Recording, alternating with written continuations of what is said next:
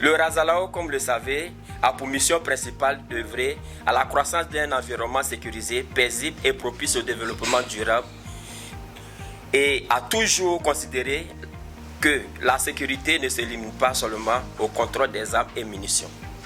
La sécurité pour le Razalao englobe également la sécurité humaine dans toutes ses dimensions, notamment la protection les plus vulnérables, la promotion des droits humains et la lutte contre toutes les formes d'exploitation. C'est pourquoi le Razalao et ses partenaires accompagnent résolument cette initiative du réseau des journalistes et professionnels de communication pour la paix et la sécurité de ce matin.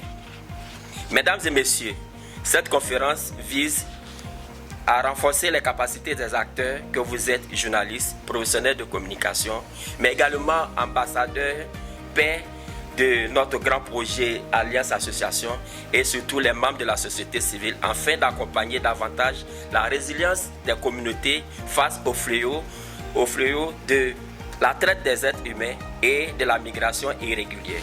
La traite des êtres humains et la migration irrégulière constituent aujourd'hui des défis majeurs pour de nombreux États africains, dont la Côte d'Ivoire.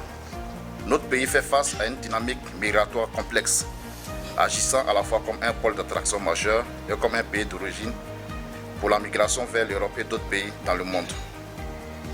Avec plus de 8 millions de migrants estimés en 2025, la Côte d'Ivoire reste l'un des principaux pôles migratoires d'Afrique de l'Ouest, selon le Centre d'études stratégiques en Afrique. Entre 2022 et décembre 2025, 8 691 Ivoiriens bloqués sur les routes migratoires ont été rapatriés avec l'appui de l'Organisation internationale pour la migration, OIM. Parallèlement à ce phénomène, la traite des êtres humains affecte majoritairement les femmes et les enfants dans le contexte migratoire. Selon le comité de lutte contre la traite des personnes, 1431 personnes victimes de traite des personnes et de trafic illicite des migrants ont été assistées en 2024. Ces victimes sont principalement des femmes, des enfants et des adolescents, souvent isolés et non accompagnés. Différencie la traite de la migration irrégulière. La traite, on te fait miroiter, on te fait rêver.